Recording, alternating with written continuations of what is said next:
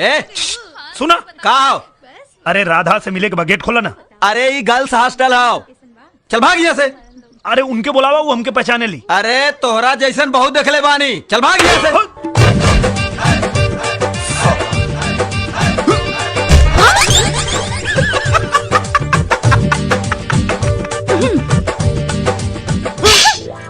हमके काहे मारो तारू? तू हमरा के पत्थर काहे मारला? हम ना ई मारला सा। अरे तू हाँ हम। तू यहाँ काहे आइल बड़ा? राधा से मिले के बाद कुछ जुगाड़ लगावा ना। राधा अब तोहरा से ना मिल सकेली। काहे? उनकर पढ़ाई लिखाई छोड़ा दियल गइल बा, ऊ घर में कैद बड़ी। अरे तो उनकर नंबर होई ना? हाँ बाना। हाँ? क्या हो रहा है वहाँ? ओ एक्चुअली मैम। चलो अपने रूम में। जी मैम।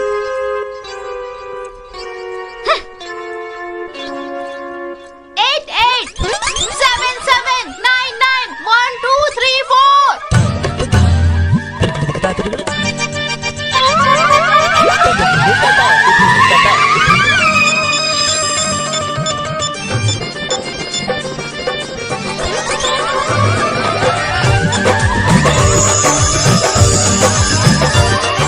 पिक्चर बढ़िया रहा, बहुत ज्यादा मजा आई।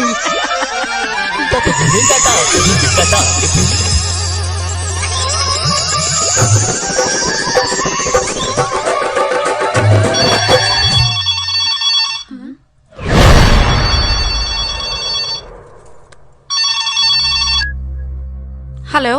हाँ राधा, हम बोला था नहीं निरहुआ।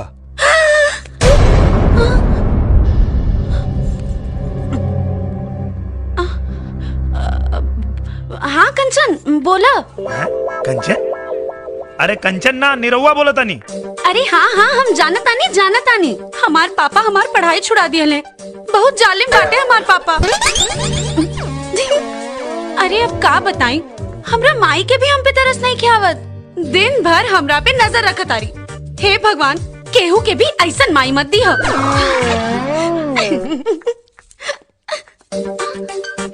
अब हमार दूगो भाई बाड़े, छोटका भैया पहलवान बाड़े, उनकर देहिया जैसन उनकर बुद्धियो भी मोट बा, जौन करेले उल्टे करेले। हमके तो लागेला कि उनकर दिमाग सिर में ना घुटना में बा। और बड़का भैया वो पुलिस में बाड़े, कुत्तन के साथ रह रह के कुत्ता जैसे एने ओने सोंगत रहेले, हमरे हर बात पे शक करेले।